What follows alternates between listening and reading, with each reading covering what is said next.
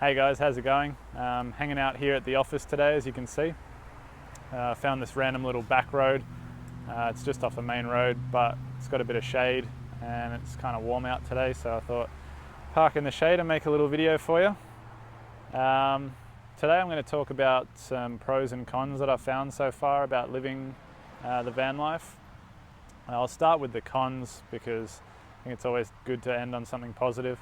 And I've made a list on the computer, so I'm going to go over there now and we'll go through them. So bear in mind that this isn't the be-all and end-all of lists. You could obviously make it a lot longer, and I might in the future come up with some more things, but these are what I thought were the most important or most obvious to me, pros and cons.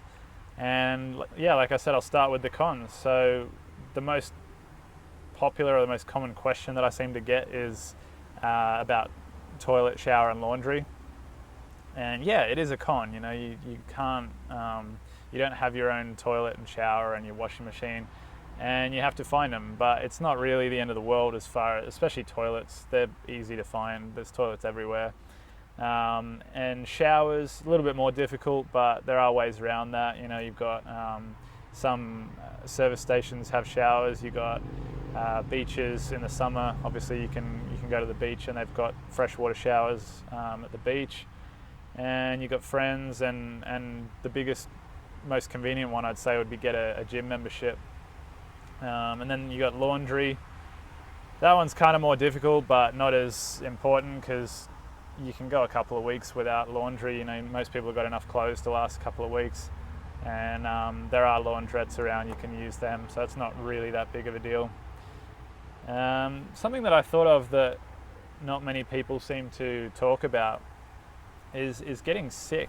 Like when you're not well and you're trying to live in the van, it can be quite difficult because I don't know about you guys, but certainly for me, when I'm sick, I like to be somewhere comfortable that I can just lay down and rest and not have to do anything, and just easy access to everything. So obviously it ties in with the whole toilet and shower thing as well. If you're sick and you've got no energy and you're just stuck in the back of the van all day, it's a bit more effort to go and find a toilet or a shower or whatever. And things like making food and that, everything becomes a bigger effort. And if it's hot, you can't be in the van all day, so you've got to find ways around that. But luckily that doesn't happen too often. Another one I thought of is things like laws and people judging you. So as far as it being illegal in a lot of places to actually live or to sleep in a vehicle, and also just general public and what they think of you.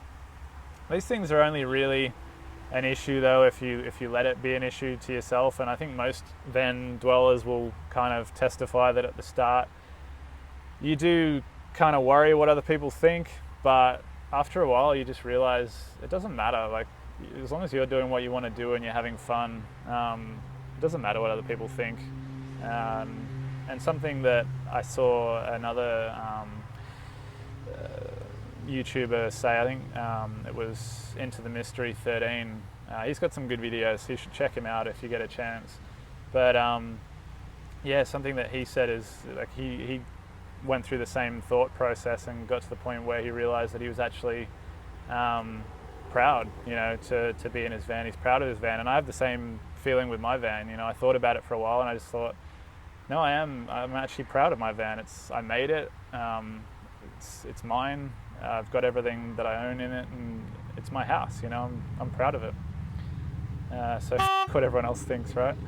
And then the other thing I thought of was like having a sense of security. So when you first start sleeping in a van, it can be hard to feel secure or safe. Not so much safe for me because I'm all right looking after myself, but as far as security is concerned, you try and go to sleep at night and there's noises outside and things like that. It's not like being in a house where you feel distant from everything. It's like if someone's walking past the van, you can hear them right there. So that takes a little while, but it does pass. You know, you get to the point where you're just used to it, and it's just like any other day, really. It's not a problem for me anymore. A big one, though, is temperature fluctuation, which unfortunately does still bother me.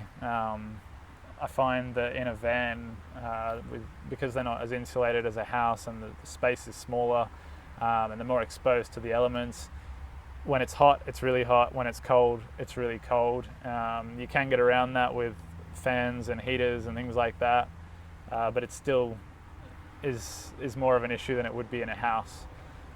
So that's probably a big one for me. That's probably the one that bothers me the most.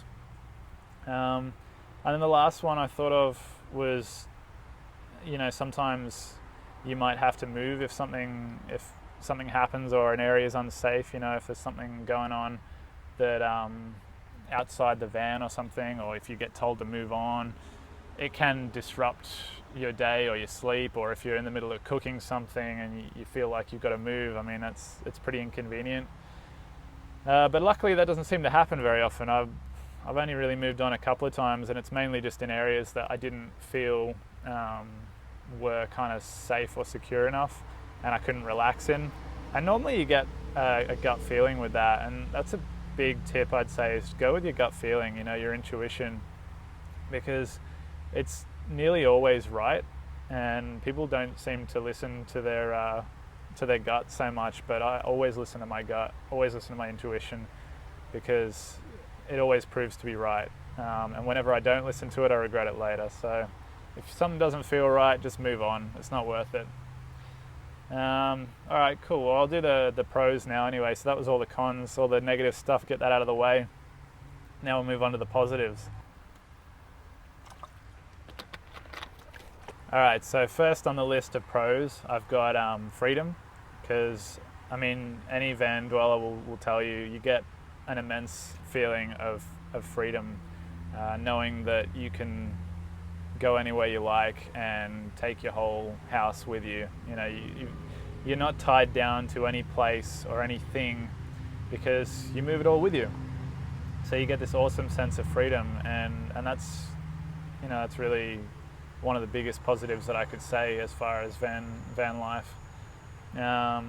Next one down the list, I've got adventure, similar to freedom, but it encourages you to be more adventurous when you live in a van. You know, because of that fact that you're not tied down to anything, you do feel like you want to just go places, and you can just go places, and you can just up and go whenever you like. You know, if you decide, I don't know, today I want to go 100 kilometers south, you can do that, and you can go and sleep there. You don't have to worry about what you're going to do when you get there. Are you going to have somewhere to sleep? What are you going to eat? All these sort of things, because you've got it all with you. So you just go. Next one I've got is financial freedom. Financial freedom is easier. Obviously, when you've got an apartment or a house or something like that, and you're paying either rent or a mortgage, it's a lot more money, and there's a lot bigger debt to deal with, and to achieve financial freedom in that situation is a lot harder. Whereas with a van, you really minimize everything. You know, you minimize your possessions, so you don't buy so much crap. You minimize your debt because you're not paying off a house or someone else's mortgage with rent. So you really minimize all your expenses, and it makes it so much easier that every dollar you earn goes so much further in your life, and it makes it that much easier to become financially free. And then there's the sense of ownership that you get, which is kind of similar to financial freedom, and it ties in with that. But when you have a van and it's yours and it's your home, you get this sense of ownership that I guess would be similar to when someone finally pays off their mortgage or something like that. That feeling that it's yours and you own it and no one can take it away from you. That's really nice. And then you've got new experiences. So you're always experiencing something new when you're moving. You know, when you're constantly going to new places, you're always going to experience new things. I find if I stay in one place too long, you know, I can get bored. And it's the same with anything. It's the same with jobs and things like that. If I stay in the same place and I don't experience new things, I quickly lose interest, and just boredom sets in, and then that leads to depression and all sorts of things. So keeping things fresh and new is a big thing, and I love that about van life, you know, that you can go to new places and there's always something new around the corner. And then another thing for me is, and this is kind of a personal thing, I don't know if anyone else can relate to it, but it's a feeling of not being average. So I'm not doing what the average person does. I'm not following the same path that everyone else does. And I don't know why that's been such a big deal for me, but ever since I left school and got my first job, I just felt deep down this sense that I just didn't want to do what everyone else is doing. I hated being at that job, and I hated working knowing that, or feeling like I was selling myself short. So yeah, I guess doing something completely radical and out there that, you know, some people, I don't know, freak out at the idea of, to me that means I'm on the right path into doing something that I can feel good about. You know, I can feel like I'm not just doing what everyone else does and I'm not average, a little bit out there, and I don't know, it suits me. So that's a list of pros and cons that I've come up with so far. The most obvious ones to me anyway. I might make another video in the future when I come up with some more stuff, when I'm, you know, further on down the line. But yeah, I hope that helped out. I hope you guys agree. If you got any other ideas and you want to mention them, just put them in the comments below. And yeah, I'll see you next time. Hey guys, I hope you liked the video. If you did, don't forget to give me a thumbs up and subscribe down below. And if you want any questions answered, just leave a comment and I'll see what I can do. Bye. And this is just me talking to myself. So yeah, bit weird. Beep, beep, beep, beep. It's great.